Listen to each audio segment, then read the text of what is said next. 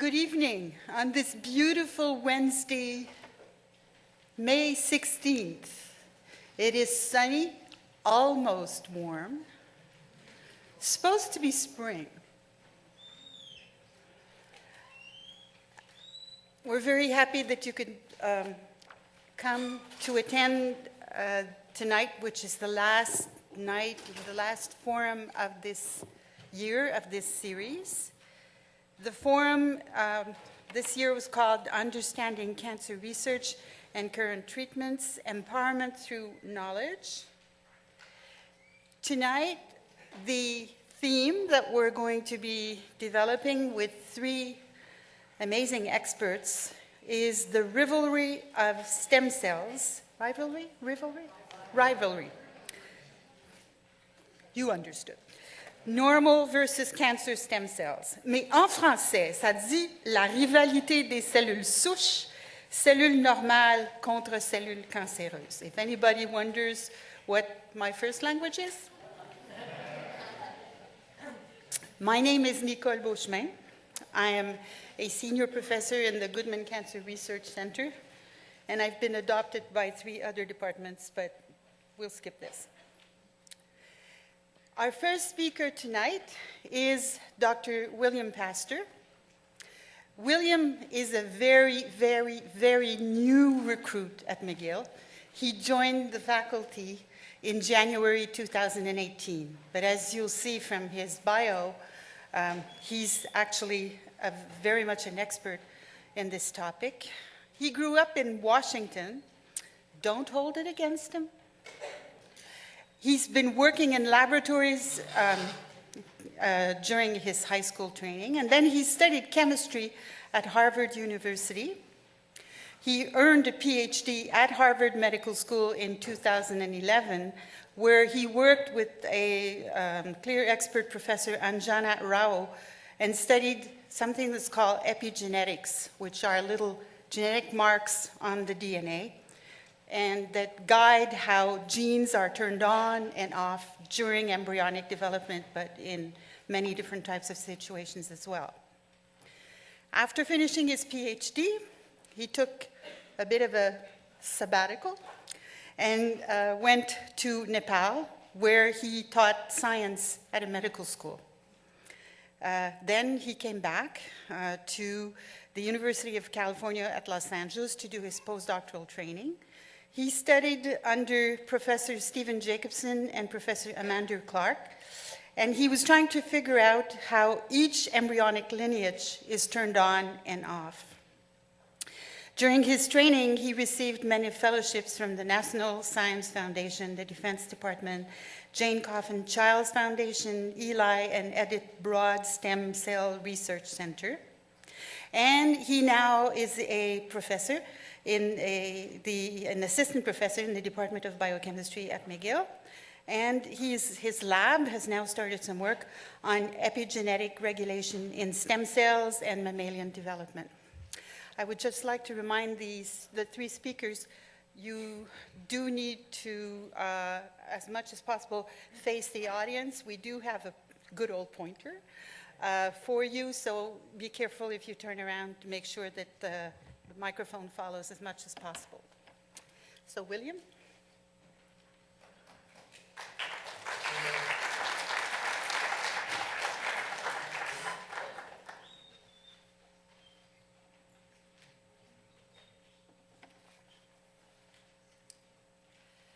Good evening, everybody. Thank you for coming. I'm going to talk to you today about the basic concept of stem cells, and then I'm going to talk to you about the cancer stem cell hypothesis, the idea that within cancers, there's a distinct stem cell-like population. So, the first part of my talk, I'm going to talk about what stem cells are, and I'm going to explain this in terms of the 2 core properties of stem cells, self-renewal and multipotency. In the second part of my talk, I'm going to talk about the different types of stem cells and how they're similar and different. So first, let's talk about stem cell self-renewal. And in order to understand this principle, you need to understand that regular cells are mortal. So this is Dr. Leonard Hayflick. He was a professor at the University of Pennsylvania, and he was doing research in the 1960s. And he was one of the pioneers of taking cells from living creatures like humans and finding ways of getting them to grow in dishes or in flasks. You can see here he's holding a flask of cells. He should probably be wearing gloves. If you take cells and you feed them the right things, they can divide, right? One cell divides, forms 2 cells, forms 4 cells, forms 8. They can just keep dividing as long as you treat them properly, until they don't. The vast majority of cells in a person have a limited number of times they can divide. That number is called the Hayflick limit. It varies depending on what cell type it is, or even how old the person is. And after the cells have divided a certain number of times, they reach a state called senescence, where they're still alive, but the cells just can't divide anymore. A key property of stem cells is the ability to self-renew, to continue dividing either indefinitely or at least for a very, very long time, well past the normal Hayflick limit of a cell. Notably, this is also a property of many cancer cells. So this is the first property of the stem cell. The second property is called multipotency, the ability to form several different types of cells. The discovery of multipotency was really first demonstrated by 2 Canadian scientists at University of Toronto. This is one of the most important breakthroughs in stem cell history and probably one of the most important discoveries, scientific discoveries in Canada. So at the time when they were working, also the early 1960s, it was known that if you gave a mouse a very high dose of radiation, it would develop anemia, it would run out of red blood cells, and the mouse would die. It was also known that if you gave the mouse the same dose of radiation and you gave it bone marrow from other mice, the mouse could survive. Till and McCulloch were interested in this process because people were interested in what radiation did to the body. Even back then, people were using radiation to treat leukemia. And so they were studying this process, and they noticed something very interesting about their mice, which is that if they irradiated the mice and they added some bone marrow cells, the spleens were bumpy. This is not normal. And the spleens would have, these bumps are called nodules. And these nodules would only form if they had gotten bone marrow. And so they took apart these nodules and realized that they had a mixture of cells. They had erythropoietic cells, which form red blood cells. They had megakaryocytes, which form platelets. And they had neutrophils and macrophages, which form they're types of immune cells. They're part of the immune system. The second experiment they did, which was really the critical one, was that they found a way of labeling individual bone marrow cells so that they could track all of the cells that had arisen from that one cell. And they were able to prove that each one of these nodules had actually arisen from a single cell that had been put in the mouse. It had basically divided a lot and swelled up and formed a nodule. And what this proved is that in the mouse, in these bone marrow cells, there are multipotent cells. These bone marrow cells were multipotent. They could turn into red blood cells or platelets or immune cells. And this is the second core property of a stem cell. It has the ability to form several different types of cells. And so to summarize these 2 principles, stem cells have the ability to divide. They also have the ability to turn into other cell types, a process called differentiating. And they can differentiate into multiple types of cells. And this is a core principle of the stem cell types I'm going to talk about. So what types of stem cells are there? Okay, so embryonic stem cells are probably the most famous for 2 chief reasons. First, especially in the United States, there's a great deal of political controversy surrounding research on embryonic stem cells, whether it should be allowed and whatnot. The second is the interest in regenerative medicine, the idea that embryonic stem cells could be used to make new tissues and organs, maybe get a new femur for this poor guy. And so I first should explain where embryonic stem cells come from. They come from embryos, but it's actually a very special type of cell in the embryo. So sperm meets egg, forms a 1-cell embryo. Looks like this, right? Embryo starts dividing, 2 cells, 4 cells, 8 cells. About 5 or 6 days after fertilization, the embryonic stem cell, the embryo looks like this. It forms a structure called a blastocyst. These cells colored blue here, there we go, are going to form the placenta. these cells that have been colored green in the diagram go on to form all of you. Basically, everything that, all of the tissues in your body, everything that walks after birth comes from these cells here, right over here. Those are called epiblast or inner cell mass cells.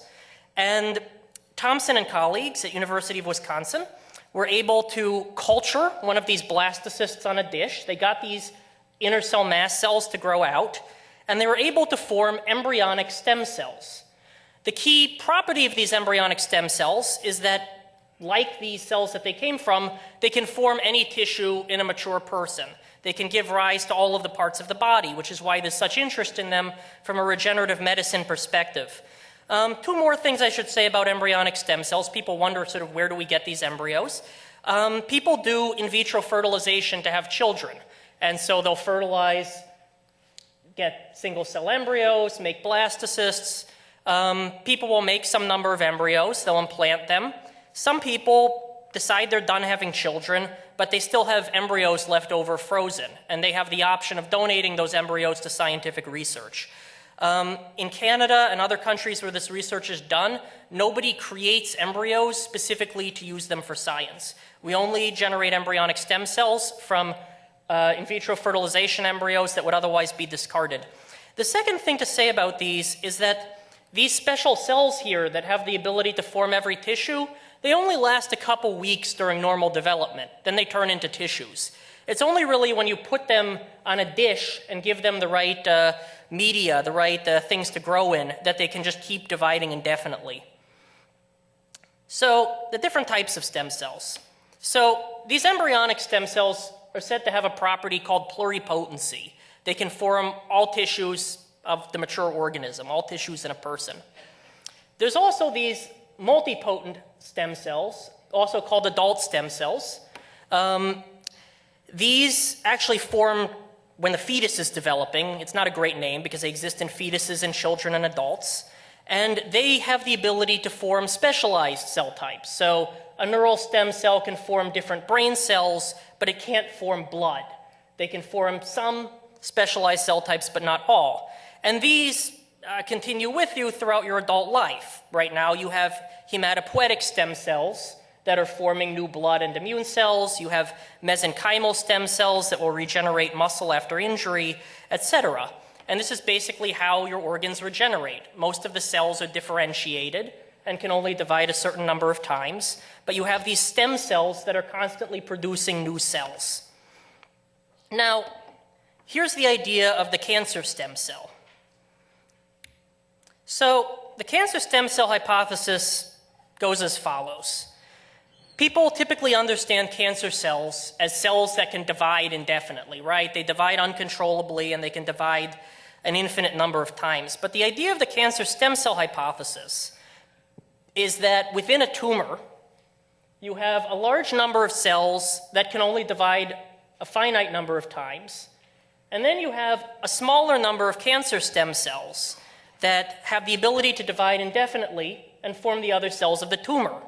In this sense, a tumor would be like another organ, except one that's not supposed to exist, that has its own stem cell population.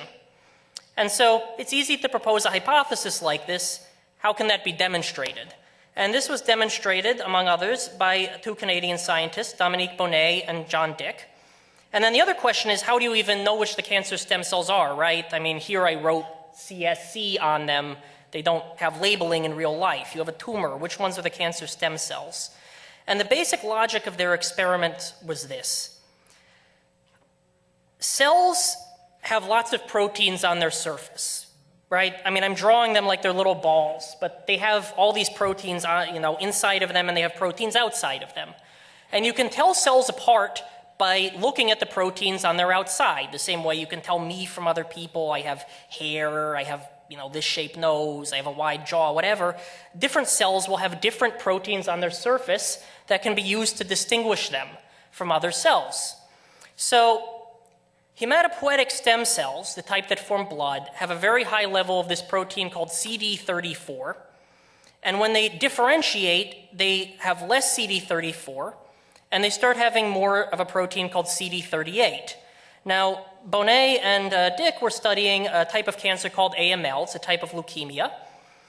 And they reasoned correctly that leukemic stem cells would also have high levels of CD34, and that more differentiated types of cancer cells would have CD38 and would have less CD34. And the way they were able to demonstrate the hypothesis, the cancer stem cell hypothesis here, is that they could take these more differentiated cancer cells and put very large numbers in mice, and cancer would not form. And they could take very small numbers of these CD34 positive cells, which they identified as leukemic stem cells, and cancer would form. And they were even able to take cancer that had developed in this mouse and transfer it to another mouse. So at least for this cancer, this was a pretty strong demonstration that the cancer stem cell hypothesis was valid, that there was a subpopulation, there were some cells in the cancer that had this cancer stem cell property and others didn't.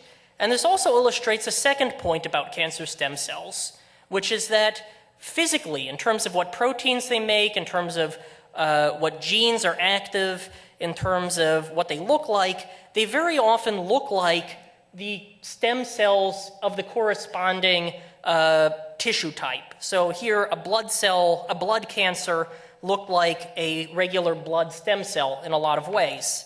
This is what I meant about an evil twin. So essentially, the cancer stem cell would be the evil twin of the adult stem cell. Now, the interest in this in terms of research is as follows.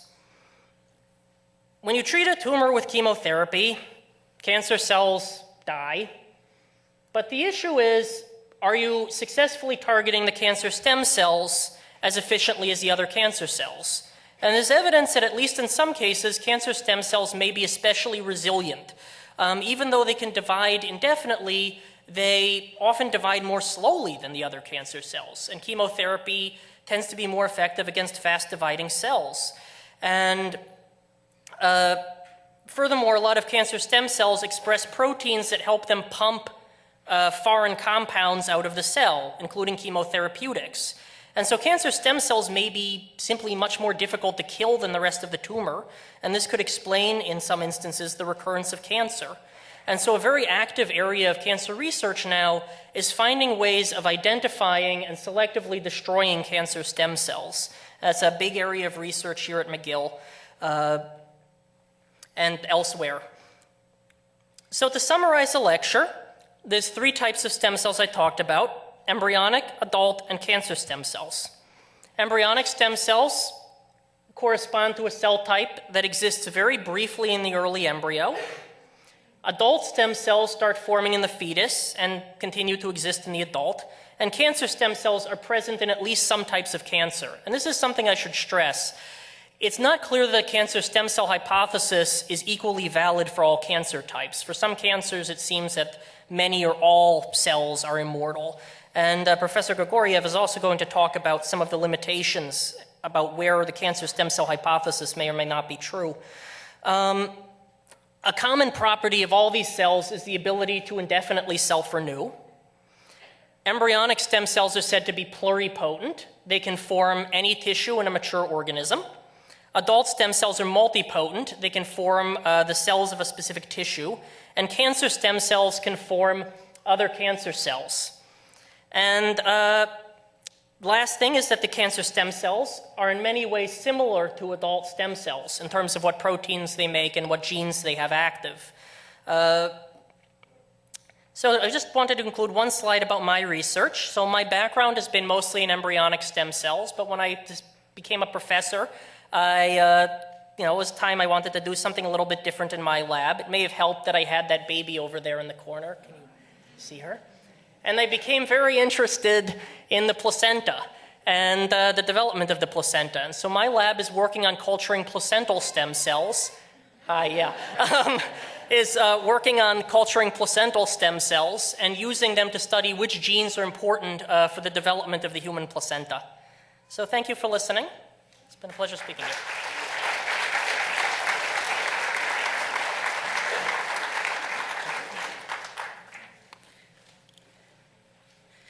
We start them young.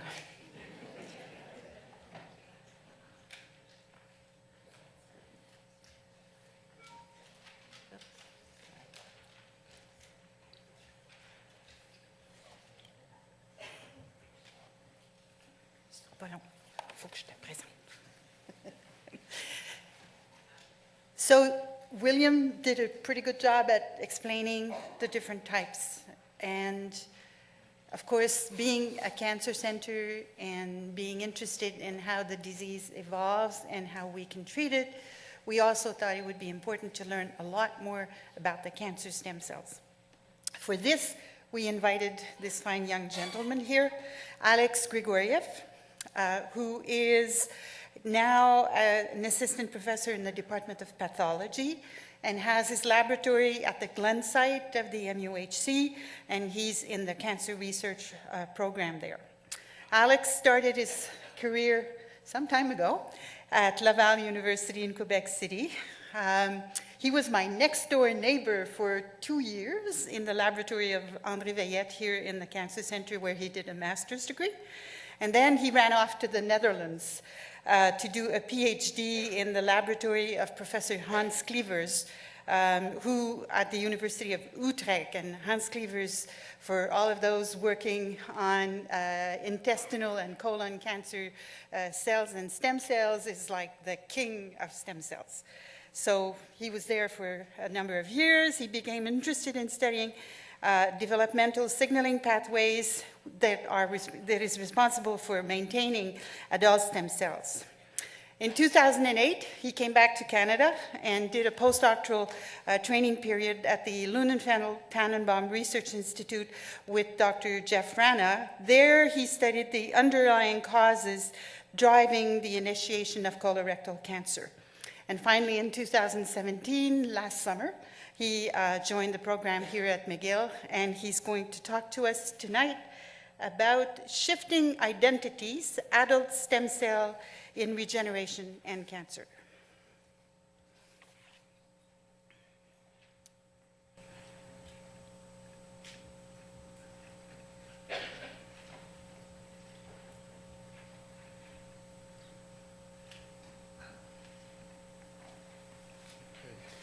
Je voulais baisser ça un petit peu parce que c'est très fort.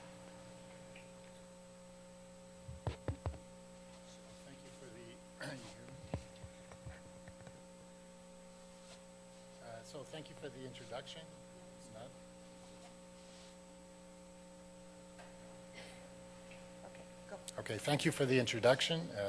It's very nice. I'd like to also thank Dr. Pastor for a very nice overview of the stem cell field. What I would like to do is focus a little bit less, or focus less on embryonic stem cells and more on the adult stem cells. And there, as you'll see, there will be some overlap with what Dr. Pastor discussed, but I think, well, you'll see. So to start us off, to begin with, I think it's good to go back to the basics. We're all familiar that our bodies are made up of different organs, which have different sizes, different shapes, and obviously different functions. Now, if you take a microscope and you look more closely into these organs, of course, what you see is different types of cells, and each one of these cells has a specific function that keeps us going, that keeps us alive, really. And as you've heard from Dr. Pastor, all these cells ultimately are derived from the embryo, or the fertilized egg. So the seminal moment in our lives, the moment of conception, is when the sperm hits an egg, and this results or initiates a cascade of events which results in a zygote, which starts proliferating, which starts dividing into the 2-cell stage, and 4 cells, and 8 cells, 16, and ultimately formation of this structure, as you've heard before, called the blastocyst. And within this blastocyst, you have a structure or a group of cells called the inner cell mass. And within these, in these cells, you have the embryonic stem cells that will give rise to the embryo proper. And these, the embryo will ultimately form the fully formed human that we know. The problem is that this life is actually quite hard. And life is really life is hard, as I mentioned, and it's our bodies are under constant threat from all sorts of environmental hazards. So here I'm thinking of different types of toxins that we may ingest in our food, infections from bacteria or viruses, and even we may encounter some sort of trauma, physical trauma. We get injured somehow. Thankfully, our bodies have evolved mechanisms to heal itself, to repair damaged tissues. And we call this process regeneration, or tissue regeneration. So in the animal kingdom, probably the masters of regeneration are amphibians. And amongst these, this creature here called the axolotl is probably the best at it. So this is a creature that lives only in Mexico, in certain lakes in Mexico. And it's often used as a model in laboratories to study regenerative processes. And so the classic experiment is shown here in this time-lapse photography, where if you take these creatures and you sever their limbs, for example, as done here, you sever their limbs, within weeks the limb will quickly grow back. And you wouldn't be able to tell the difference between a severed limb and the limbs which were left intact. And you could basically do this with any part of the body of the axolotl, and it will regenerate. So that's great for amphibians, but we humans are not as adept at regeneration as amphibians. But there are organs, like the liver, which are quite good at regeneration. And this is well illustrated in the story of Prometheus, as you might know. So in Greek mythology, Prometheus was chained on top of a mountain in the Caucasus as a form of punishment by Zeus. And what the legend goes is that the eagles every day came to feed on poor Prometheus's liver. And because the liver is able to regrow, every day the eagles would come back and feed on its liver. Now, of course, the ancient Greeks didn't know about the physical regenerative capacity of the liver. For them, the liver was more of the seat of the soul, and as the soul was a indestructible force, it was able to regrow.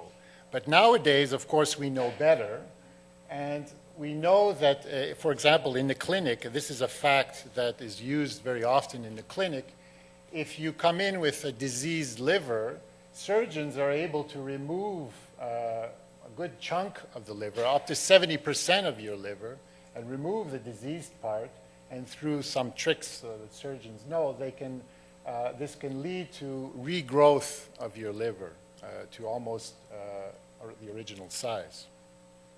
So the liver is a very good example of the healing capacity of our bodies.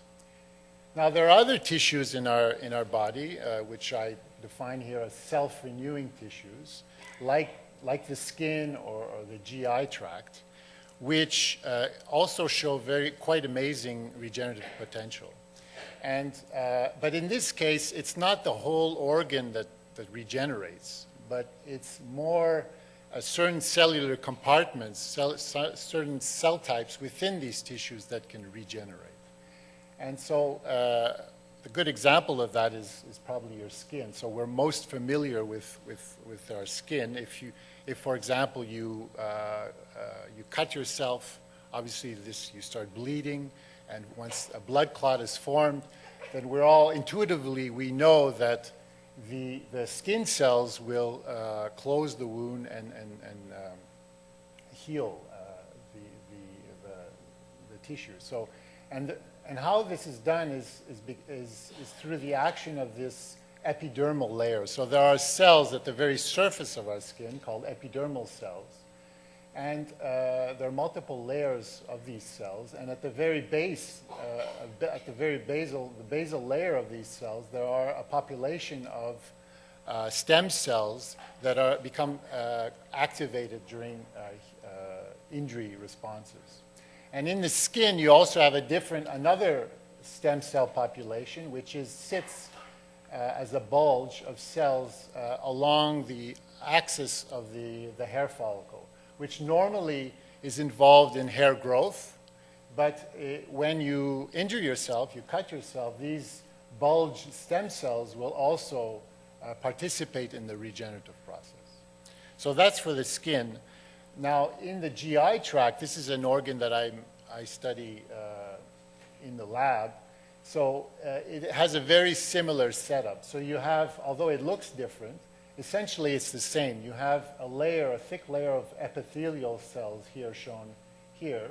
And these epithelial cells, remember again, act as a very important barrier between the outside world and the inside world.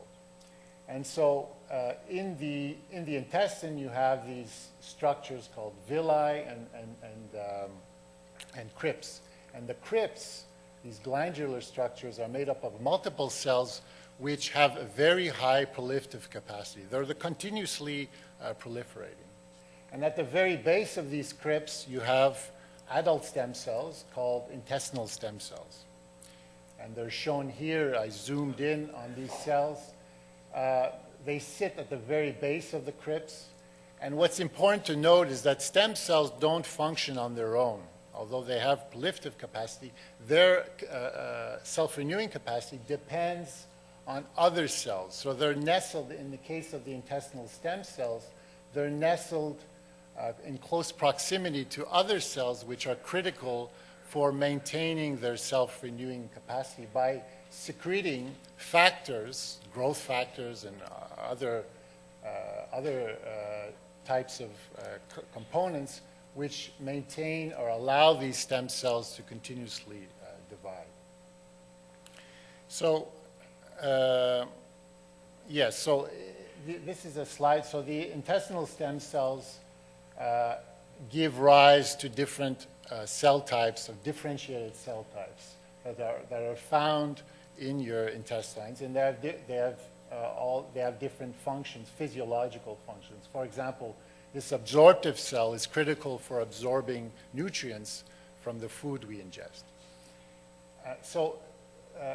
What I've been painting is a picture of a sort of deterministic view of stem cell differentiation, where you have a one-way street or a linear model of stem cell differentiation, where you have a stem cell which gives rise to a progenitor cell, which is kind of an in-between type of cell, and finally to a differentiated cell, which is highly specialized, which usually lost its proliferative capacity, but performs very specific physiological functions. So that's, for a very long time, biologists thought that this was a one-way street that was only going in this direction. Recently, things have evolved that we start thinking about this model a little bit differently now. So in here, I'd like to introduce this idea of cellular plasticity.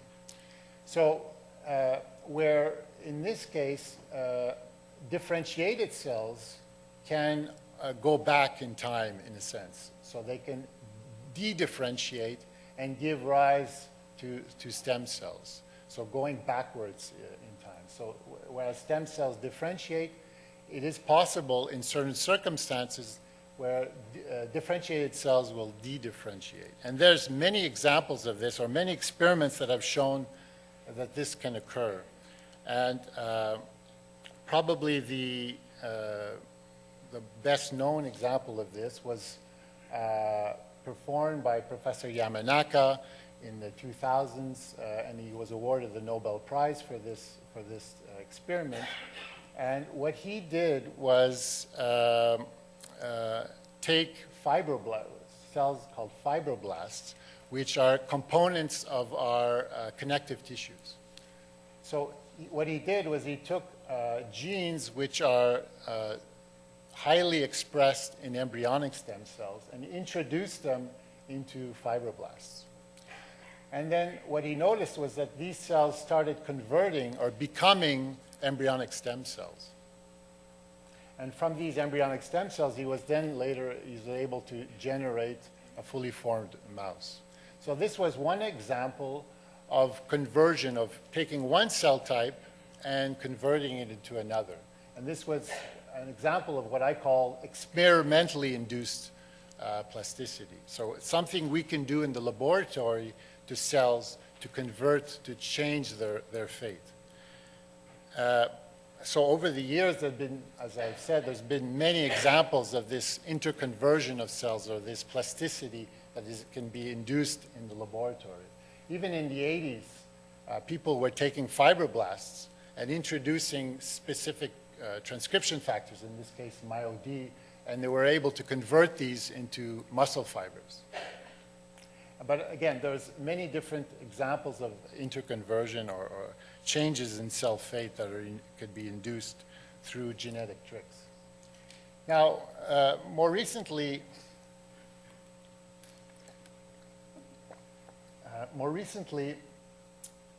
we've noticed that this process, or this cellular plasticity, can also occur totally normally and under normal circumstances, particularly during regeneration, during tissue regeneration. And one tissue which is very good at this is the gastrointestinal tract.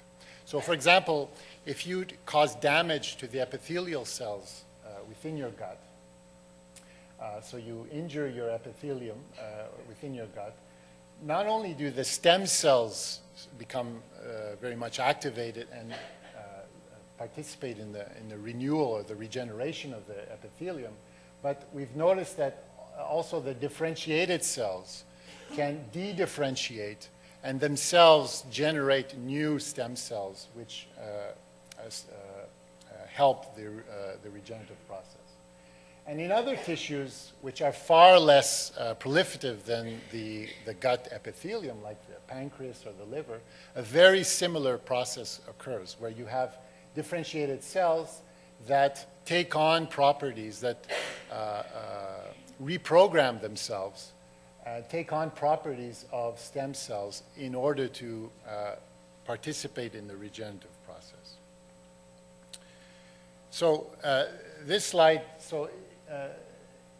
in a sense, this complicates the story because stem cells, it's hard to say, at least in the case of these regenerating tissues, what exactly are the stem cells? Are the stem cells the homeostatic stem cells that are normally present under normal conditions, under homeostatic conditions, or are they the differentiated cells?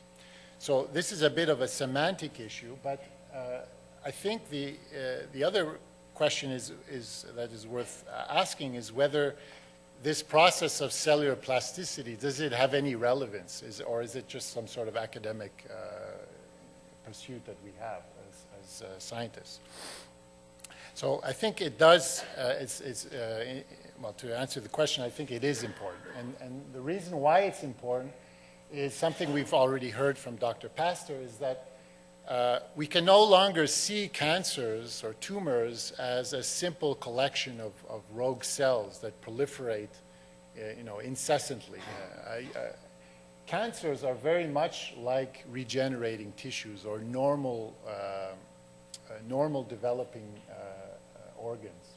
So in this image, what I'm showing is the progression of a colorectal cancer. So it starts off from a small lesion, a benign lesion called a polyp, and then it will eventually grow into this mass which can eventually populate other organs and become metastatic.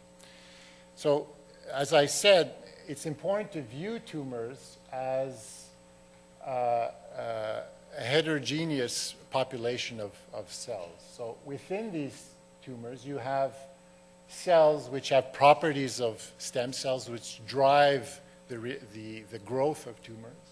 And you also may have differentiated cells that have lost their proliferative capacity, very much in the same way as you do under normal circumstances during regeneration and also during normal development. Not only that, but these tumor cells, again, they don't sit there and proliferate on their own. They require continuous contact and crosstalk with the normal cells that surround them.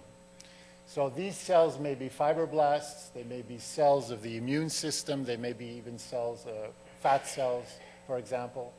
And so these tumor cells are in constant dialogue with the normal microenvironment. So this idea of cellular plasticity has a very important implication to how we view cancer therapy, I believe. So if tumors are made up of these different cell populations, some which have more stem cell-like attributes, others which are more differentiated, and our therapies are aimed at annihilating or targeting these proliferative cells, then we may be successful at shrinking tumors. But if the problem is that these cells which are left over may, through their inherent properties, their inherent plasticity, may convert into cancer stem cells. And from these cells, you may regenerate, in a sense, the entire tumor. So, so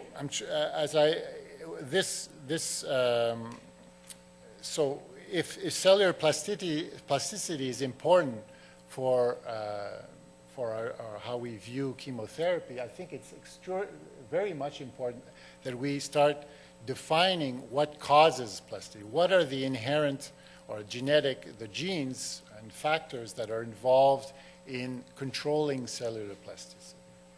And so from my humble beginnings as an investigator here at McGill, the approach that I'm taking is to look at this pathway, this genetic pathway called the Hippo pathway.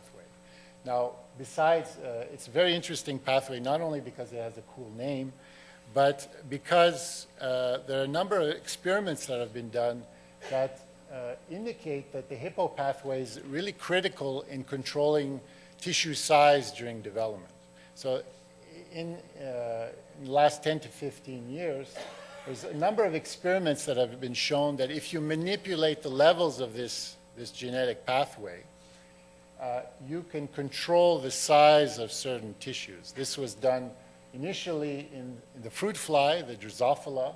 So if you manipulate the levels of one of the components, one of the genes in this pathway, you can take an imaginal disc, which is sort of the precursor of the wing, the fruit fly, the wing of the fruit fly, and it will cause massive overgrowth of this wing imaginal disc.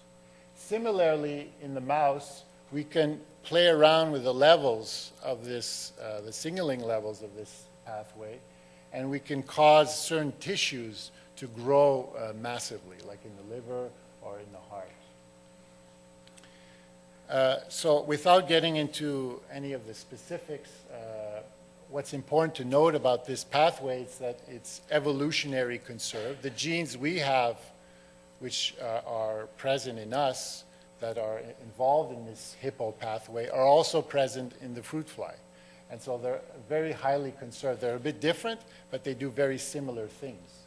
So in mammalian cells, in our cells, you have a group of factors, a group of genes that encode proteins that are involved in this signaling pathway, and which all culminates in the activation of what's called a transcription factor. So these are proteins that regulate the expression of certain genes. They'll turn on certain genes or turn off others.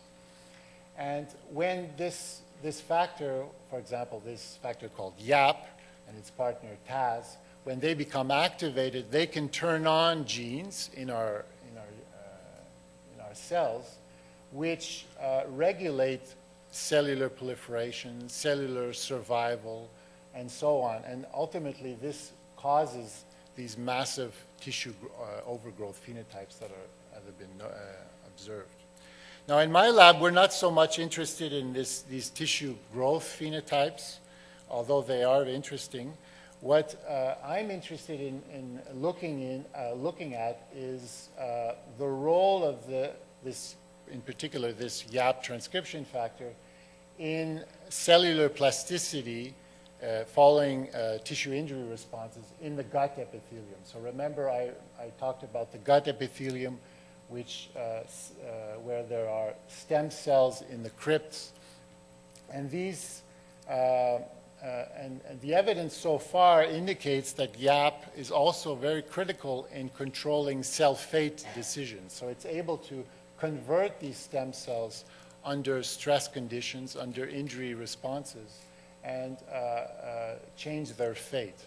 And we believe that this factor in the whole Hippo signaling pathway will have an important role to play in colorectal cancer progression, and may also play a role in inflammatory bowel diseases, where there's a very strong regenerative component in these diseases.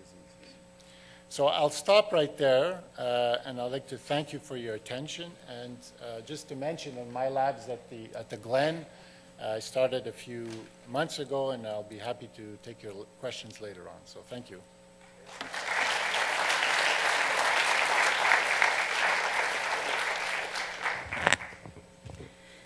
So thank you, Alex.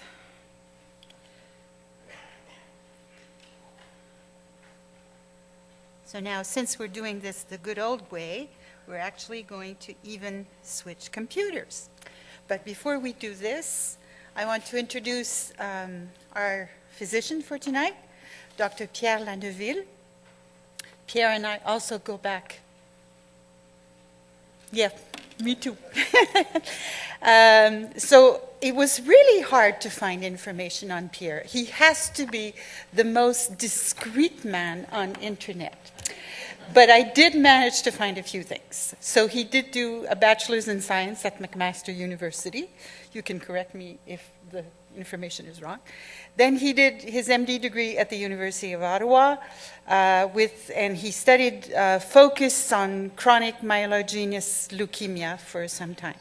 He's now an associate professor in the Department of Medicine and Oncology. He's an associate member of the Goodman Cancer Research Center.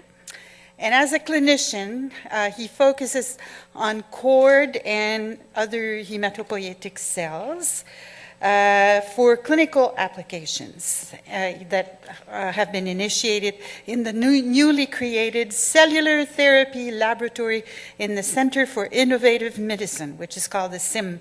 And he's at the MUHC Glen site and working on a number of possibilities.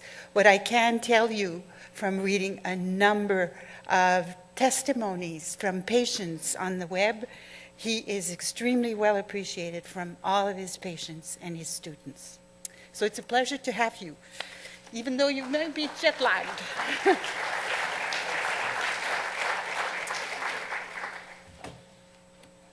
OK. Veux-tu mettre ton ordi ici?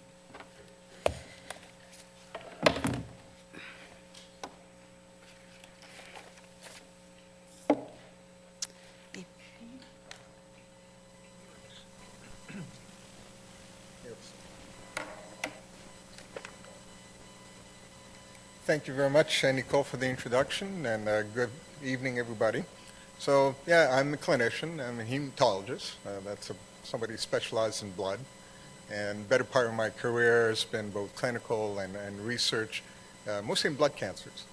And what I thought I'd do today is tell you a little bit about something that's close to me, and that is bone marrow transplant, which we now call hematopoietic cell transplant. And I'm going to try and give you a historical perspective and how this has developed now into that expertise has now become extremely useful in a broader field of cellular therapies that have applications not only in cancer, but regenerative medicine, immunological disorders, and genetic disorders. So let me start this first slide. You've already heard about James Till McCullough. These were really two investigators that did all the basic early work on hematopoietic stem cells and working University of Toronto. McGill's trying to resurrect the reputation of two investigators from here, Dr. Leblanc and Dr. Clepmont, who a decade earlier, while studying spermatogenesis in rats, were able to identify a primitive cell that would generate sperm and differentiate and generate sperm for a lifetime. So the idea that there's early cells in different compartments in the body that could self-renew and feed mature populations is actually attributed to them. So I'm going to tell you a little bit about blood because this is my interest. And that's actually, I chose to become a hematologist after reading Till McCullough's papers in first year medical school. So blood, when you're in utero, blood is actually initially made in the yolk sac in the first trimester. Second trimester, it moves to the liver and spleen. And the third trimester, it really moves to the bone marrow, where it resides for the rest of your life. And it is by far one of the most complicated and proliferative tissues that we have in the body. You need to constantly turn it over. And the reason is that all the mature elements in the blood live from hours to months. And you produce 350 billion cells a day. It's just a tremendous amount. And interestingly enough, to generate that over a lifetime, all you need is roughly about 400 cells out of all the stem cells that you have in your bone marrow that may turn over once or twice a year to maintain a steady population. Just shows how tremendous the differentiation potential of these stem cells really are. Now, the mature cells of the blood are derived, are broken down to what we call myeloid cells. They involve red cells that carry oxygen. They include platelets, which prevent us from bleeding, actually fragments of another cell we call megakaryocytes. Various granulocytes, including neutrophils and macrophages, very important so-called innate immune system. Without these, within days, you get overwhelming infection. Now, the other important compartment is the so-called lymphoid compartment. And this is really important. This is where your one of the major so-called specific immunity is. And immunity is really a system that allows you as an individual to distinguish yourself from something else. It's really how self is defined biologically. And the idea is that, in Hobbes' definition, short, nasty, and brutish, we're surrounded by all kinds of things that would like to infect us, eat us, microorganisms. And evolutionary, we develop cellular systems that can recognize things that don't belong to us. You get a virus, your immune system kicks it out, and you recover. And there's two types of cells there, very important, the T lymphocytes and also the B lymphocytes. And what's special about both of them is they have receptors, proteins on the surface that allows them to recognize other proteins. And what happens during development of these cells are very special. Sequences of genes are randomly mixed together to make part of the protein of these receptors. And then they're mutated so that you generate this huge diversity of receptors to allow you to recognize almost anything. The second step is to remove autoreactive cells, those things that would react against you. Otherwise, you get autoimmune disease. And the idea is that what's left over can recognize things that don't belong to you. And I'm going to come back to that because that's actually become very important. So in my business, leukemias, lymphomas, we have a variety of treatments, but sometimes these fail and we have to really try and get at the root of the problem, and is to entirely replace the system from which these tumors derive, that is the blood system. And you can think about where those donor cells come from. You can take stem cells from the same individual and transplant back, an autologous transplant. That's sometimes very useful when you're dealing with disorders like lymphomas that don't involve stem cells and involve transformation of more mature cells. You can take stem cells from an identical twin and transplant it into the SIB. Now that's really almost the same because they're genetically identical. But a lot of the disorders, some of the acute leukemias, for example, as you've heard, can be stem cell disorders. And so you can't just take stem cells from an individual and give it back. It's like taking a leukemia and transplanting back leukemia. However, as soon as you do that, whether you're transplanting a kidney into somebody else or hematopoietic stem cells, something else, you end up with additional consideration. Because remember, we all have a sense of self. We can recognize what belongs to us and what does not belong to us. Just in passing, a very interesting thing that happened back in the 80s when I started training is that one particular leukemia, CML, I was interested in. If you transplanted a patient who had CML using donor cells from their identical twin, the cure rate was half that if you use donor cells from a fraternal twin. And so the idea came that when we transplant a patient, it wasn't just a treatment we gave before they gave the cells back, but there was that the donor cells could exploit immunological differences in the cancer to effect cure. So in the last century, this problem about taking tissue from one person and bringing another really met repeatedly with problems, rejection, and the only thing that seemed to work reliably was if you took tissue from the same person or a twin.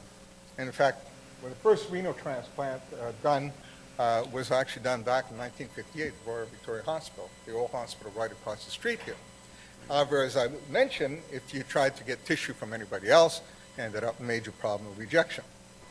And it was appreciated after a while that the reason for that is that you had recipient cells infiltrating the organ and were presumed to be responsible for that tissue rejection. The first useful test to test for tissue compatibility was actually developed by a former chief of hematology, again from the Royal Victoria Hospital, Dr. Lowenstein, who back in 1963 developed a very simple test. By then they already knew the lymphocytes, the immune cells, were responsible for rejection. And what he did, he would take in donor cells, let's say from a kidney donor, irradiate them so they couldn't divide, and then mix them with the recipient cells. Now, if the tissue compatibility was seen to be foreign by the non-irradiated recipient cell, they would start to divide. You could do it the other way. You could also irradiate the recipient cells and add the donor cells. And if they reacted, then you knew the donor immune system could act the host, something we see in hematopoietic cell transplant and the disorder called graft-versus-host disease. Now, at the beginning, they didn't really understand the mechanism of this, but now we understand much more about the immune system. And this tissue barrier is really related to a molecule we call major histocompatibility antigen. And it's a protein on the surface that's essential for presenting proteins that don't belong to us to a T cell in combination with other signals so that the T cell can recognize and attack that. Now, why should differences in the MHC be so important? Well, first of all, let me tell you a little bit about MHC. If you get infected by a virus, or it could be proteins from a transplanted organ, these proteins turn over in the cell. They're broken all the time. They're chopped into little pieces. And inside the cell, they can bind to this HLA molecule, which then goes up to the surface. And the idea is that the little pieces of peptide fall in the cleft on the surface. It's like people describe as a catcher's mitt. And you have a ball in it, and you're showing it around. And if a T cell happens to have a receptor, remember, that was generated randomly, that can bind it, boom, that T cell gets turned on. Now, the reason it's important is that it turns out the HLA is a very complex set of genes. And while we are genetically mostly alike, the one major place we differ is in the HLA gene. And the reason for that, as you can imagine, if you got infected by, let's say, an influenza virus, and we all had the same HLA, could also always bind the same protein, that virus mutated. Also, that peptide that was protecting us immunologically couldn't bind. We'd all die, the whole population died.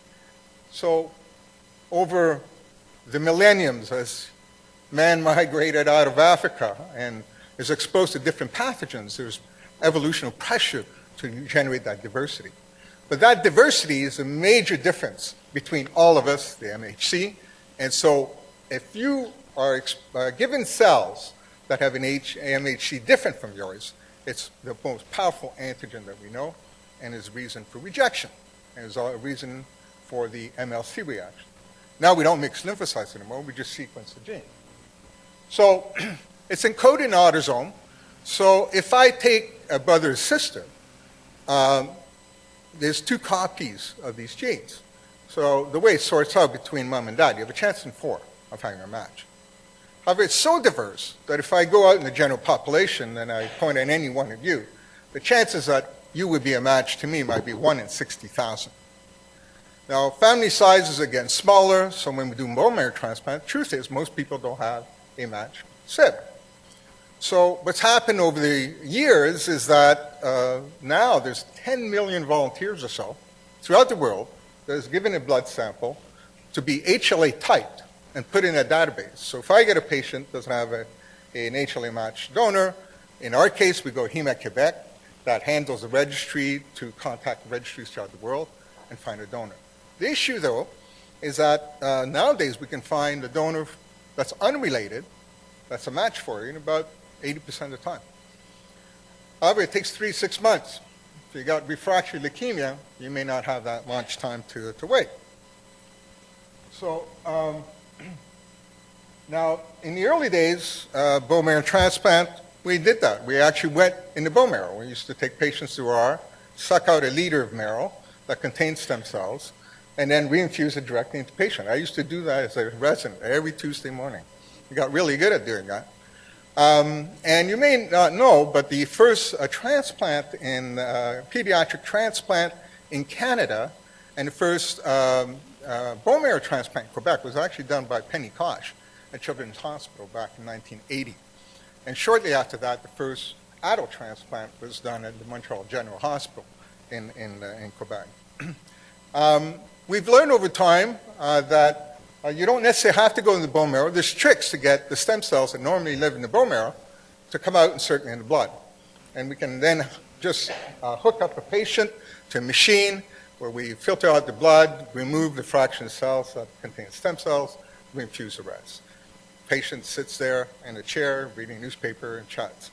No longer need anesthesia for many of these procedures. However, we still left the problem that despite first looking for a matched sibling, looking for an unrelated donor, there's still patients who cannot find a matched donor or don't have the time to wait for an unrelated donor. And so alternate cell sources were developed. There's really 2 approaches. We've developed techniques where we treat patients differently before a transplant so they're more tolerant of HLA disparities, but it's got its risk. The other way was to look for yet another source of donor stem cells. And here, cord blood turned out to be particularly important because while the baby's still in the womb and the placenta has been expelled, it is possible to draw from the umbilical vein about 80 milliliters or so of umbilical cord blood. And it is particularly rich in a very young and potent population of hematopoietic stem cells. And what's happened is that now there's about 50 public banks that have banked these already HLA typed.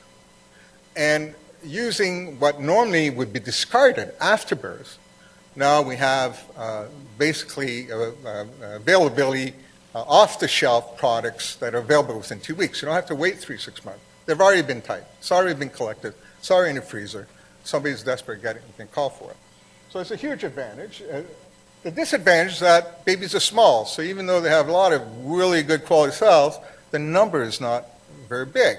And if you're transplanting adults, that can become an issue, to the point that even the most successful banks use only about 1 or 2% of what they collect. So it's actually quite wasteful, and it's quite expensive if you look at all the processing doing that. So that's a major limitation, and it costs $40,000 a pop. So, and the reason it costs $40,000 a pop is that you have to keep such a large inventory that's all been worked up to be clinical grade. All right, so where does this lead me? Well, the first cord blood transplant in Canada was actually done at Saint-Justin Hospital by Martin Champagne. And the first adult in Canada was actually done across the street, and that's something we did, but quite by accident.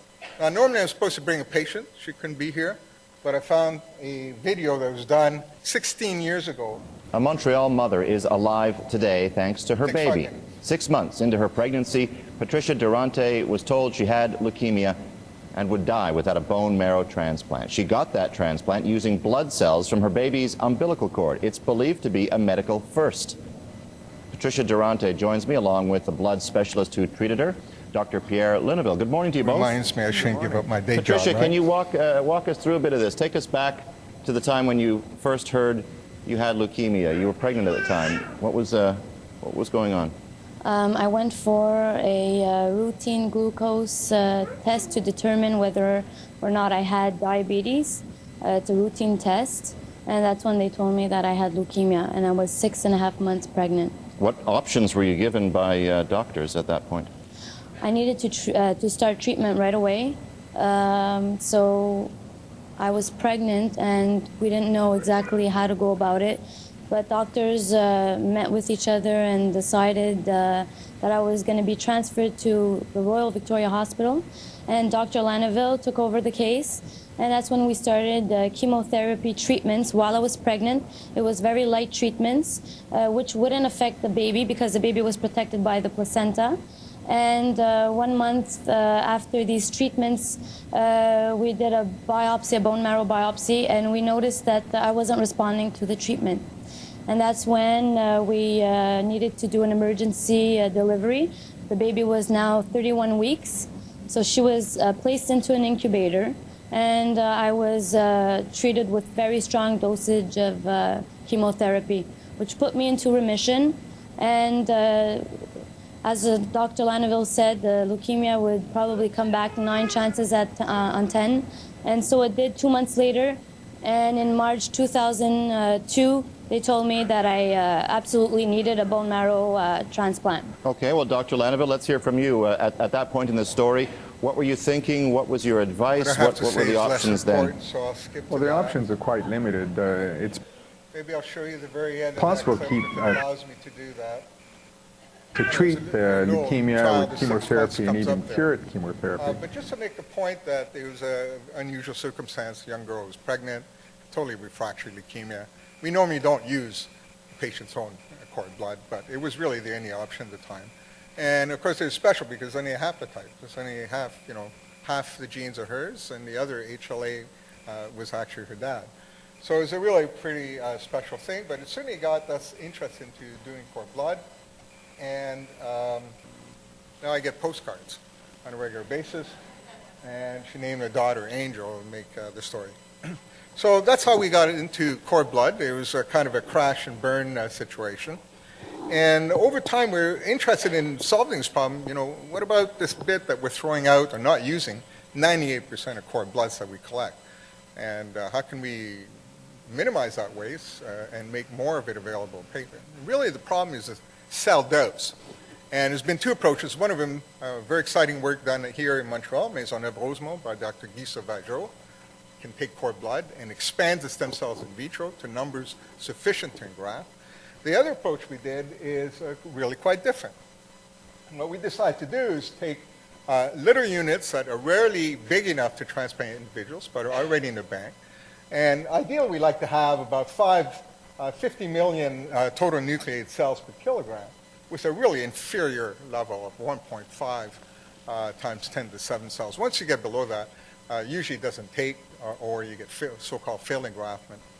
And we decided that we're going to use all those tiny, weeny little grafts that nobody ever uses, and just pool them.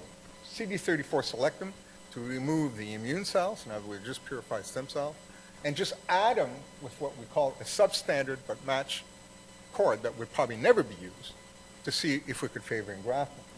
Now, that's not that easy, because if you're going to do that, we pulled as much as 40 small cords at $40,000 a pop. It doesn't work. So we had to build our own clinical research cord blood bank at the Vic, and Linda Peltier came to do that, to do a PhD, and she was really quite special. She's a former nurse, ICU nurse, and worked for Transplant Quebec, coordinating organ transplants throughout the province.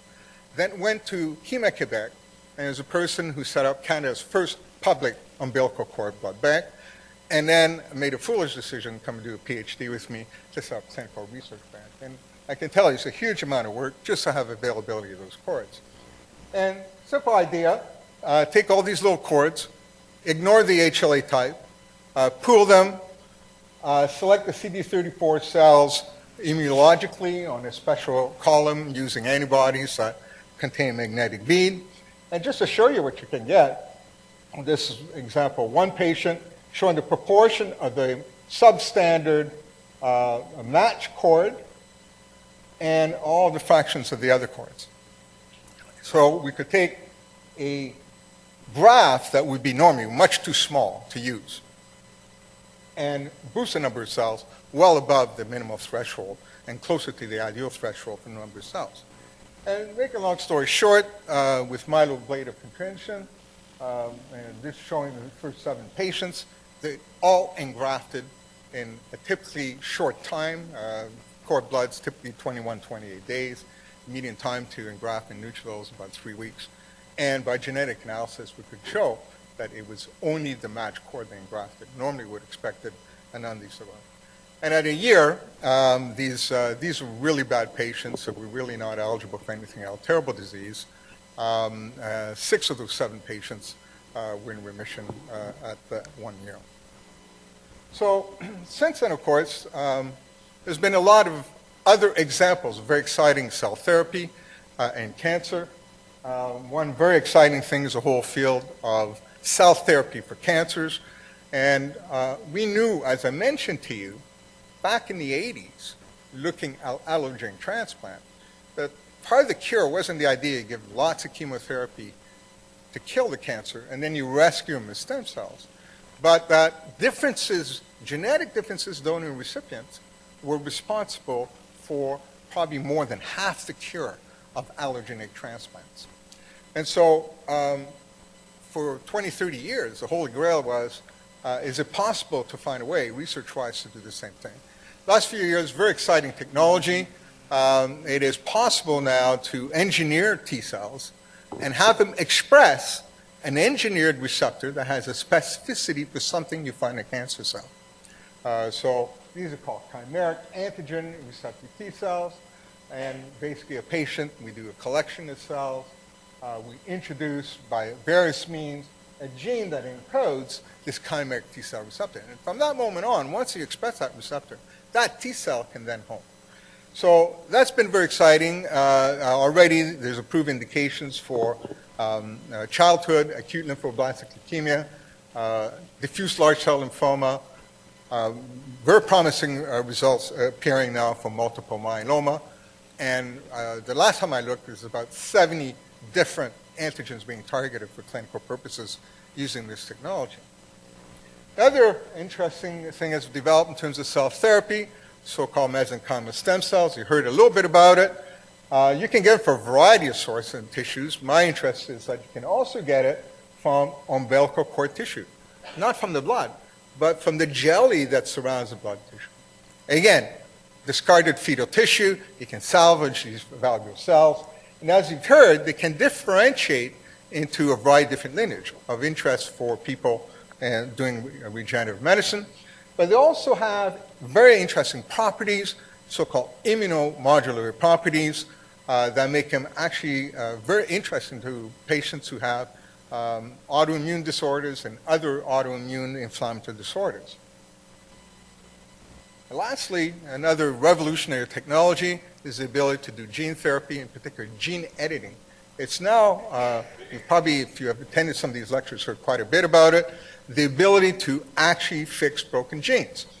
So there are over 3,000 genetic disorders well described, many of which may be amenable to actually directly fixing a gene or compensating for a gene in genetic ways. So there's been this explosion in the ability to manufacture novel cell products. Now, the problem, the practical problem we have this explosion in the lab. However, the rules for how you can use products in patients really originate from the early 80s, from the tainted blood scandal. You may remember. Things were a little lax back then, and actually my first year as an intern, that's when the whole thing exploded. And since then, of course, you know, the blood services in Canada and Quebec, very strict rules to really try and ensure that we don't have transmittable infections. And as we started doing stem cell transplant, bone marrow transplant, professional associations both in North America and Europe, developed increasingly stringent guidelines on how to manipulate cells, how centers are to operate, how personnel is to be trained. And as some of these new cell therapies are coming to clinical trials, the regulators in North America, Europe, and Canada are also building new regulations. It's got to be a very complex business. And so if you're an investigator, have a really great idea, you understand the disease, you've figured out something ideal, and you want to bring it to a clinical trial, unfortunately, great majority of them die going through the valley of death of translational medicine.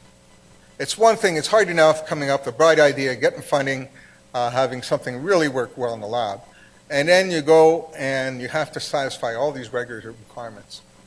And, you know, I work with blood stem cells, but somebody may work with liver, or other people are with neuronal stem cell. So everybody's trying to learn their way through this. Thicket will never get through. So in my waning years in my career, I got lots of gray hair, thought we'd leverage some of the expertise and experience we have in regulatory matters that were acquired through bone marrow transplant and blood transfusions, and to create a core facility that could handle the regulatory requirements and the environments necessary to bring ideas from the bench side to a patient.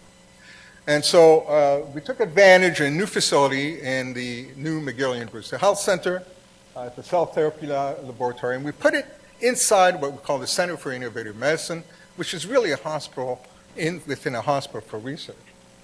And just very briefly, I have a short video again. It's got its own waiting room, it's got its own examining room, it's got its own patient in rooms for doing phase 1 trials. It has its own basic laboratories, it's got its own imaging facility. We also have our own ORs, our own scope. It's a full hospital within a hospital. And within that, because most cellular trials would have to be conducted under research conditions, we create this cell therapy laboratory, which, by the way, now is managed laboratory-wise by Linda Pelletier, who's really developed all that expertise. And the idea is to provide a standard environment and facilitate investigators bring cellular therapies to clinical trial in a standard way and help them through it, either from the clinician reaching out basic science, or basic scientists, a great idea is reaching out to be clinical. So we have interest in a variety of different cells, and just very briefly give you some idea of the projects underway. It seems that one of the greatest interests actually is for mesenchymal stem cells. It can come from different sources. For example, Dr. Hemdy works at the Shriners, just got this multi-million-dollar grant for using mesenchymal stem cells from fat for bone regeneration when they're doing surgery on kids with skeletal deformities. And if you look at the immunological side, Dr. Shchevenkov, who's a kidney transplanter at the MUC, his interest is really to translate experimental data showing that mesenchymal stem cell can also protect organs from a variety of insults. And one of the problems you do with renal transplant, there's two of them. One of them, the early one, is that kidney stops functioning. And it's probably due to ischemia, lack of blood flow, and shuts down. And that can be a problem the first week or two. Later on, the problem may be rejection. But experimentally, mesenchymal stem cells have been shown to be useful for modulating. So we're just going to have a trial using, in this case, we're going to use umbilical cord blood stem cell as opposed to fat. Again, because they're very low immunogenic, using allogenic cells is not a problem. The other application is immunological. I mean, here's many examples, but recently, Mayor Houdon, who works at the Jewish General Hospital, they're really at the center of this huge network treating autoimmune disease, in particular expertise in scleroderma.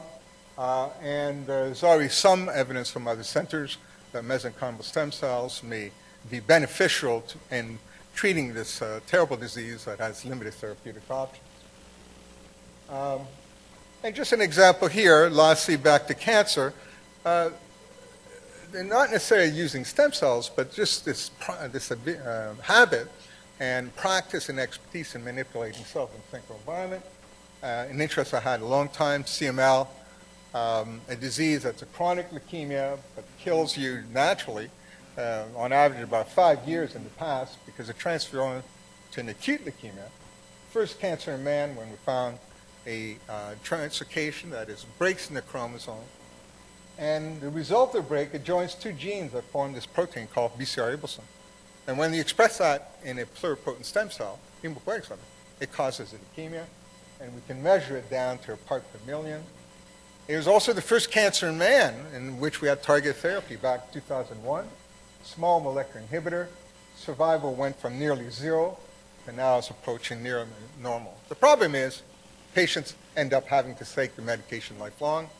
Some of this medication has significant side effects. Some of those products cost over $100,000 a year. And at first we thought we'd have to keep patients on it forever. The answer is no, we don't. The French have shown that if you reach a very deep molecular response, sustained several years, and you stop, half the patients can get off the drugs. The problem is only a small minority can. Only a small minority of patients reach through a deep response. Most people come down, they eventually plateau a level that doesn't allow them to stop. So this is where my interests matched up with Michel Tremblay. You've probably seen him here in previous lectures. Michel's done many things in his life, but one of his interests was in phosphatase that control signaling pathways that are important for the activation of dendritic cells. And he's determined that if you inhibit this phosphatase, P1B, you end up these super dendritic cells that can overcome a lot of the deficits in dendritic cells we've seen in cancer patients. So he's got a small molecular inhibitor, and so together we designed this trial where we're going to take patients' monocytes in culture to differentiate the dendritic cell, incubated with Michel's magic drug, and loaded with peptides derived from the BCR-ABLsym protein and another antigen that we see in CML, and vaccinated patients. So we've already had our first meeting here at Quebec, and we hope to get going sometimes later this year. Lastly, this is the last slide, is getting back to CAR-T. Now, CAR-T is really an exciting technology. It does cost $500,000 for treatment if you use the commercial variety. That's why a lot of hospitals in the States are more advanced than us, keep their own homegrown solutions, because you can probably do it for about $40K. One problem with CAR-T is you take a sick leukemia patient, for example, been beaten up, chemo, may have failed a transplant, and you try and get T cells. And a lot of patients just don't have enough or quality. And then you have to ship them off to a central factory, where it may take 4, 6, 8 weeks, typically 6 to 8 weeks. Well, if you've got refractory leukemia, most patients can't hang on that long. It takes too long. So there's interest in developing off-the-shelf cellular therapies, and there's been some breakthrough. It turns out you don't need a T cell. You can use a different type of lymphocyte we call a natural killer cell. And if you express a chimeric antigen in that cell, it becomes extremely effective. The interest for us, again, is that it's really easy to extract natural killer cells from cord blood, and they have low immunogenicity from cord blood. And so we can expand these in vitro. They have low allogenic response, so we could give it to somebody who's not HLA matched. And we end up this off-the-shelf product where you do not have to wait 4 to 6 weeks somebody's acutely ill. Now, this is already in clinical trials that MD Anderson's pioneered this. And so a lot of people are jumping the bandwagon. I certainly hope to partner somebody here at McGill for our version. There's already interest for multiple myeloma. So at this point, I'd just like to conclude. It's an exciting time to be in cell therapy. All of it did start back in hematopoietic stem cells, but now it's branched out to many specialties and many different conditions. Hard to know today what the world will look like with cell therapy in 5, 10 years. So I think the idea of establishing a core facilities just to facilitate the variety of talent that's out there in our community is probably the way to go. And I should point out, too, that Michel Tremblay is spearheading a project. McGill has identified that regenerative medicine should be one of the major focus, academic focus for the university in years to come, and there's a project being evaluated right now. Thank you for your attention.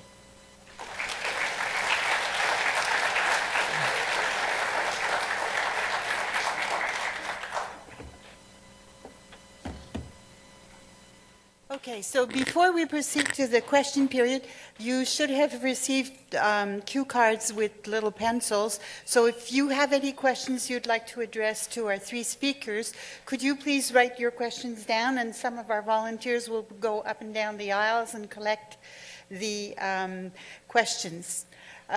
While we're doing this, there's a few announcements. This is the last public forum of the 9th year of the Goodman Public Forum.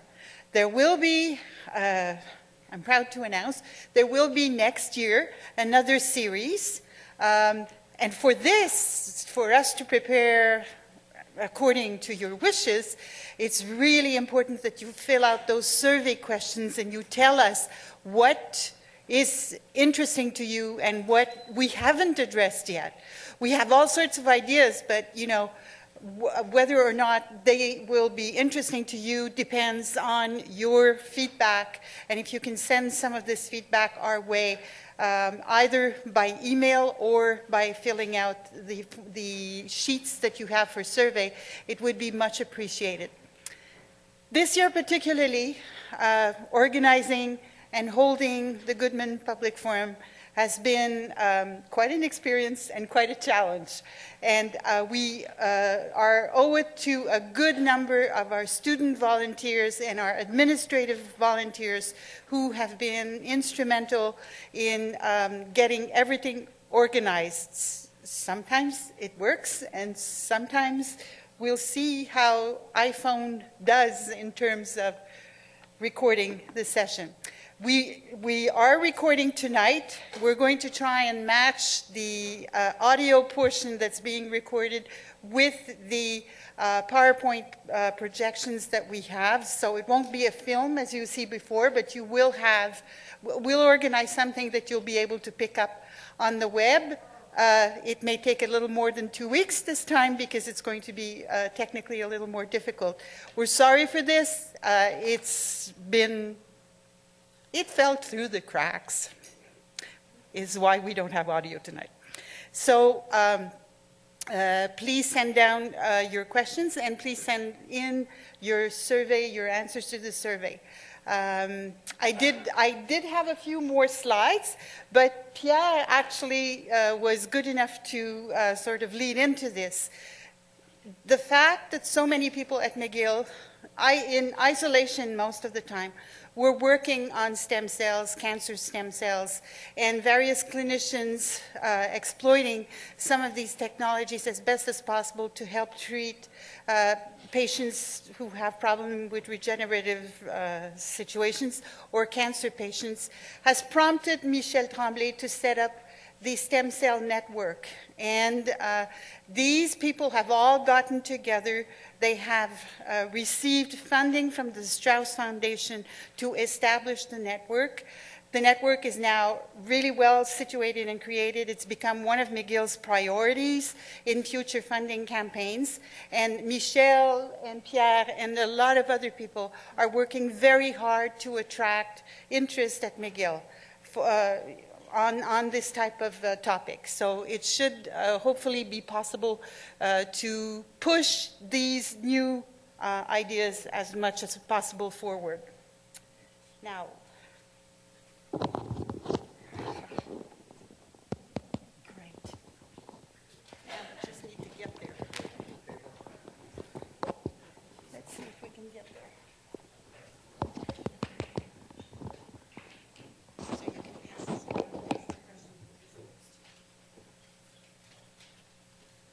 Okay.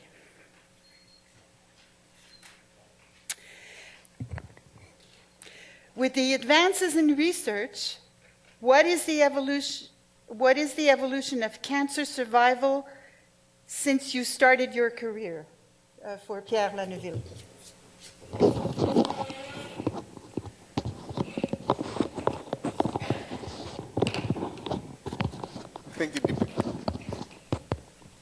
Does it work? Yeah. Yep. I think it depends very much on the cancer that you're looking at.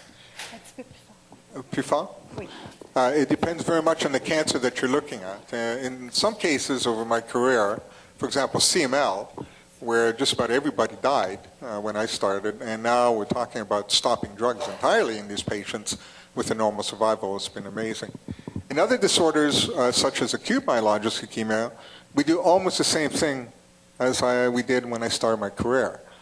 And many other cancers have been incremental in between. So it's difficult to generalize. We see more cancers probably because patients are getting older. The population's getting older. That's a major reason we see more cancers. The latest, though, Canadian statistics indicate that overall cancer survival is up. And in BC, for example, we have very accurate records for the province. They can actually demonstrate improved survival in a variety of different cancers with arrival and new therapies. For example, rituximab in lymphoma and some new breast cancer therapies several years ago. So we are making improvement, in some cases dramatic, but most of them has been incremental. But none of today's statistics reflect really the new technologies that are just coming in now. And it'll be interesting to take a snapshot in 5-10 years from now. Okay, Pierre, you better keep it. Lots of questions for you. Is there a difference in treating men versus women with leukemia or lymphoma?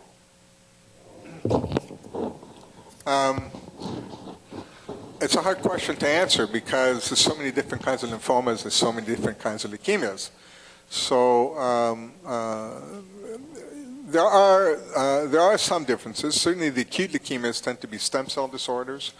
And as you've heard, many of these have stem cell-like phenotypes that make them difficult to target differently from normal stem cells. And so oftentimes we have to resort to bone marrow transplant in a number of these patients. Whereas lymphomas tend to occur in more mature cells where we can target a cell without necessarily being affected by stemness of some of these tumors. I don't know if I'm answering the question, but. Okay, so William and Alex, you can fight this one out. First speaker said we have to kill the cancer stem cells, but the second speaker said cancer cells can turn into cancer stem cells. So how can we treat cancer finally? It's an excellent question. I don't think we have. If we had the answer, we wouldn't be. We'd be very rich people. I think there is a problem when targeting cancer stem cells, as I showed, is that they can change. The problem, the issue is how are we going to target these cancer stem cells? If we, because I talked about how cancer stem cells and stem cells in general depend on signals from their environment.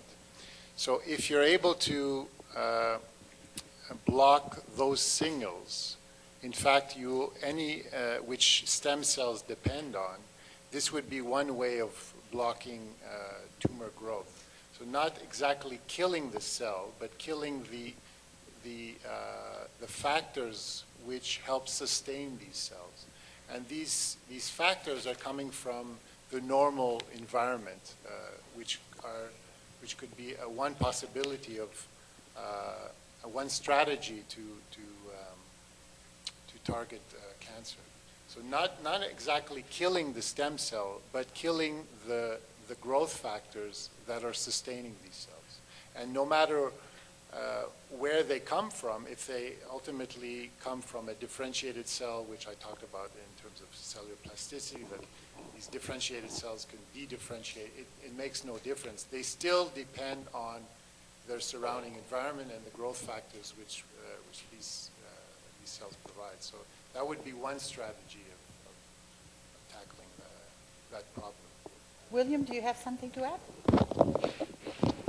Yeah, I think that the answer partly depends on the specific type of stem cell and the specific type of cancer.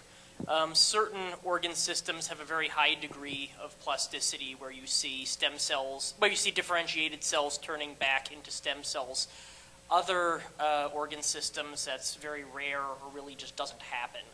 And so likewise, depending on the type of cancer, this hierarchy where you have cancer stem cells turning into cancer cells, but not vice versa, that can either be true or it can be not true or it can be somewhat true. And so that's what I was saying in the talk, that there's limitations to this model. And I think particularly the gut is an example where the niche has a very strong role in where basically can turn differentiated cells into stem cells easily, whereas other organ systems, that's less true. I've been doing this for a long time, and sometimes I'm so happy to see these questions because sometimes even the med students don't come up with good questions like this. Should new parents be keeping their baby's placenta?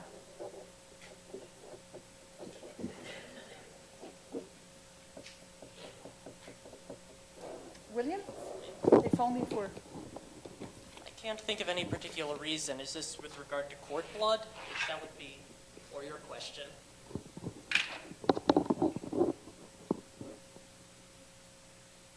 Aside from cord blood banking, which you can answer better, I can't come up with a good reason to. It's a good question. It's an entirely different debate. There's two types of cord blood banks: public, private. In public, you sign a consent form that you do not retain the rights to the cord. It goes, in our case, to Quebec and becomes available to anyone in the world. It's a good deal. We're 6 million people, and we have access to hundreds of millions of people donating cord blood elsewhere, so we actually benefit in this part. In a private, you do not cede ownership. You keep it for yourself, and you pay an annual fee for maintenance. And for the most part, it's bogus. And the reason it's bogus is that the sales pitch is claiming all the benefits that you see with allogeneic transplant. What they don't tell you is, as a transplanter, Patricia is the only example in all of Canada, perhaps North America. We don't use a child's own cord to transplant them. Why? Because ALL, for example, commonest childhood cancer, we know starts in utero. So you could give chemo, cure the patient, transplant them, their stem cells, that from their own stem cells, and give them back to leukemia. That's number one. So, and in fact, most of these are shown to be not up to standard. They'll keep volumes of cells that are insufficient in graft patients. And I've been on the record, many people have been on the record saying you should not do that. Now, the problem is that if they change the sales pitch, it might be a little touchier. What if they said, well, look at what's happening with mesenchymal stem cells. And right now, a lot of these applications are experimental, but who knows, 10, 15 years, that may be useful. Maybe it's useful to keep your stem cells for that. But they don't say that. If they did, it's a bit like going to Disney and freezing your body in liquid nitrogen, hoping that somebody will find a solution 100 years from now, but at least it being an honest statement. So the bottom line for me is, no, right now, it's probably not a good deal. You should probably spend that money on child-proofing the house, guardrails, plugs in electric outlets, and a few things like that. Is there any possible avenue of the stem cells in the cure of MS in some distant future? The answer is yes. We conducted in Canada, funded by the MS Society, a trial that actually the PI is in Ottawa. But when we were at the Vic and I was in charge of transplant there, we worked with the MS clinic and we did autologous transplant in MS.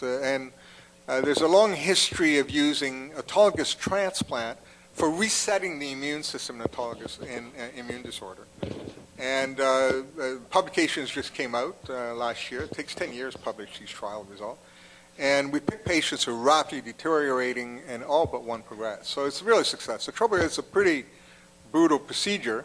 You have to pick the right patient. You don't want to do somebody who doesn't need a transplant. And you can't wait until the condition puts them at risk of the procedure. They physically deteriorate from the disease. And also in the transplant itself becomes riskier. So the answer is yet, but we're hoping that we'll find that was from 10, 15 years ago. We have a bunch of new immunologically active agents in MS, and I think I can tell you my own son has MS, and I would not transplant today. I might have done it 10 years ago, but I will not do it today because I think the new drugs offer probably the equivalent benefit with much less risk. So another question. T-cell manipulation was briefly discussed.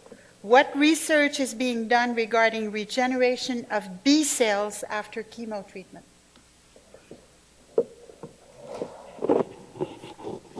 Not a lot. Turns out you can probably live without B cells fairly well because we wipe them out all the time. What happens if your B cells go down? Some therapies really, you don't see them for months and sometimes years. Well, the B cells secrete that receptor. It's an immunoglobulin. And if you get hypoimmunoglobulinemia, you lose one defense against a variety of infections, particularly of the respiratory tract. And so patients who have low immunoglobulins, because they don't have any B cells or few B cells, and have infections, we give them immunoglobulins. It can be given intravenously or subcutaneously, make up for that. The other area where they completely disappear is when you use CAR T cells, for example, against CD19, which is a B cell antigen also expressed in ALL and some lymphomas. You kill the lymphoma and leukemia, but I can assure you, you're also wiping out normal B cells. And it really is not the limiting factor. So William, a few questions for you. Do all cells develop in pairs? Develop in pairs? Yes, well, that's what's written here. No, I just drew the diagrams that way. But when a cell divides, it forms two cells. I'm trying to think of any situation where that's not true.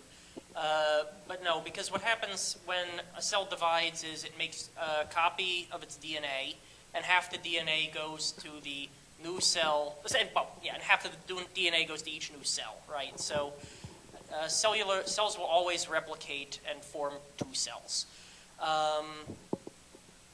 But I think, as I showed, when a stem cell divides, for example, you can have two stem cells, you can have one stem cell and one differentiated cell, or you can have two differentiated cells. At what age do stem cells stop developing?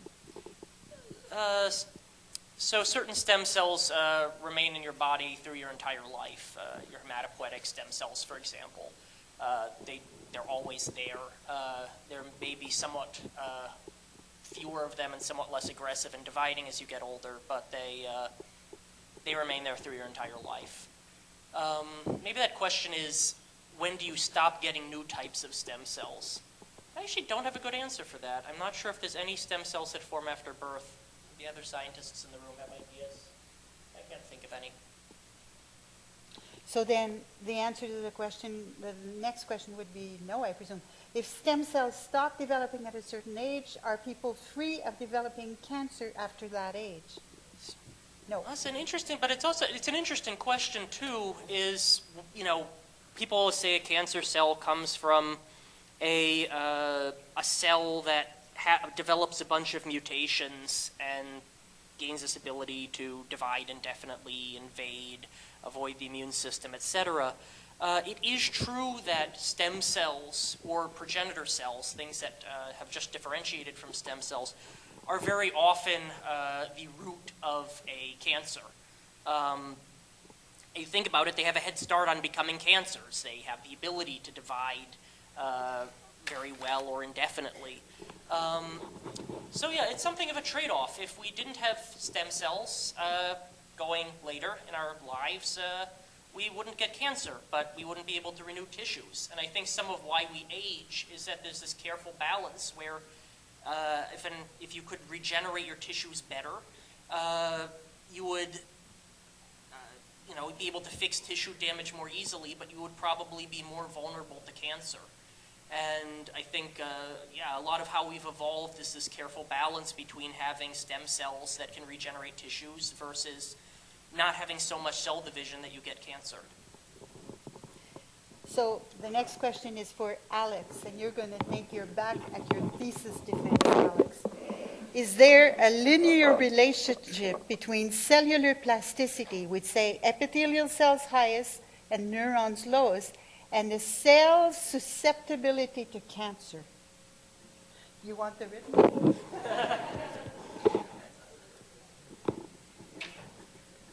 That is a very good question. The question being that are epithelial cells more plastic than neuronal cells? I can't be completely sure of that, but this idea of cellular plasticity has been observed not only in epithelial cells, although it has been shown that certain cells lining the gut or the skin seem to be more plastic, but experimentally at least, we can take any cell type virtually. And in this Yamanaka experiment, which I described, in the laboratory, we can convert virtually any cell type into an embryonic stem cell. So what you need to do is provide the essential transcription factors which give stemness to differentiated cells. So if you do that in the lab, the answer is that yes, all cells have the same level of plasticity. But that's not to say that under normal circumstances that all cells have equal level of plasticity. And you can see that in everyday life that we recover much better from an injury to the skin rather than a stroke. There are tissues which heal much better than others. That's just a simple fact. So a few more questions. How is umbilical cord stored over time, and is there a shelf life for it? It's stored in the vapor of liquid nitrogen. So they're usually kept in cassettes or plastic bags or put in metal cassettes that are put in racks. They're suspended in the vapor phase liquid nitrogen. Imagine a thermos, big thermos, bottle, liquid nitrogen bottom, and the vapor is the same temperature, and that's where we keep it. As far as we know, we can keep it indefinitely. All we can comment about, we started doing this now over 30 years ago, and there's been studies showing that if you thaw out some of those early cord blood units, they're just as good as you put them in yesterday.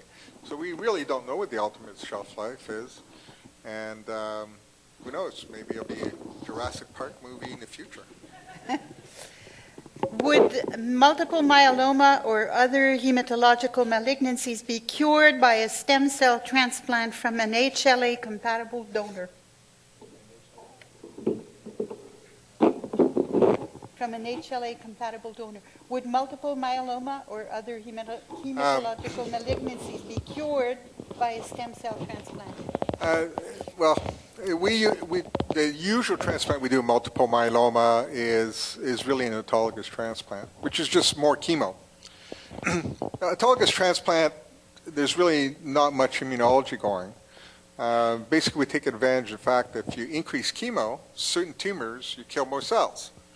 The trouble is, if you kept going up, eventually you damage the most sensitive tissue, and that's bone marrow. If you didn't have to worry about toxicity of bone marrow, you can escalate the dose of chemo 5-6-fold, and some tumors it makes a difference between better control, even cure, and not.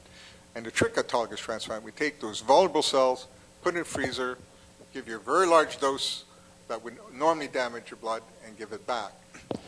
Now, with respect to HLA-matched donor, that's been a controversial thing in the field. There's some evidence of it, and in fact, there's a big program of allogeneic for trial, allogeneic transplant for multiple myeloma at Maisonneuve-Rosemont. In fact, we participate, we send them patients, and they have some evidence it works. So I used to do that back in the early 90s, and I have to admit my longest surviving patients were allo patients. But along the way, you can't count just survivors. You have to look at everybody. My numbers are too small to comment, but I think Maisonneuve is coming up the idea that in selected patient population, there may be a benefit. But it's still tough. I hope that 5-10 years from now, the reason allogeneic transplant works, we'll be able to do better with engineered cell therapy to do what the immune system does against cancer cells without doing the damage to normal cells and tissue, which is, unfortunately, a byproduct of stem cell transplants. Would removing CD38 and subbing for CD34 make a differentiated cells behave like a stem cell?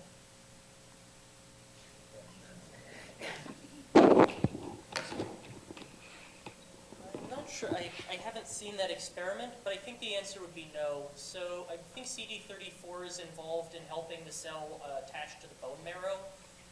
So the cell might become slightly more adhesive to the bone marrow. But CD34 isn't really the master regulator of stem cell state. It's just a marker that happens to be on stem cells. It's just a protein on the surface that people figured out was fairly selective, at least among blood cells, to hematopoietic stem cells. So it's more like a label rather than a really critical factor.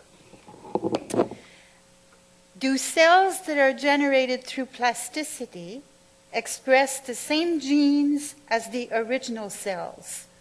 An example would be, will a neuron from my fibroblast express genes or proteins in the same way as my neuron?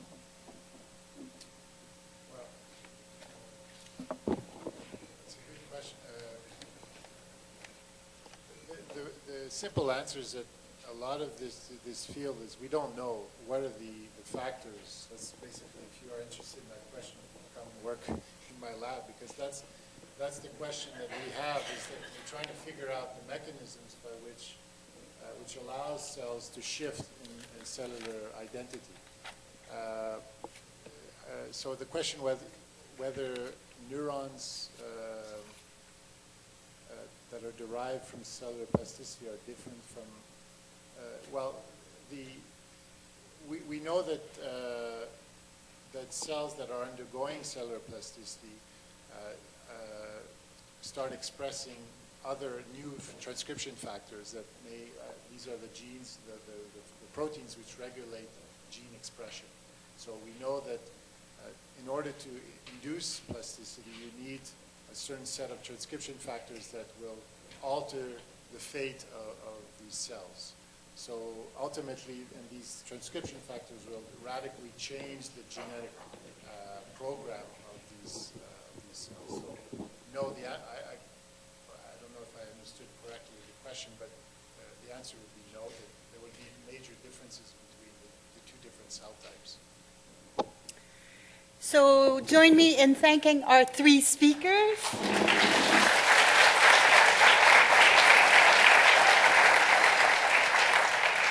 And as a small token of our appreciation, we're offering each one of these fine men the Goodman Cancer Center Cookbook.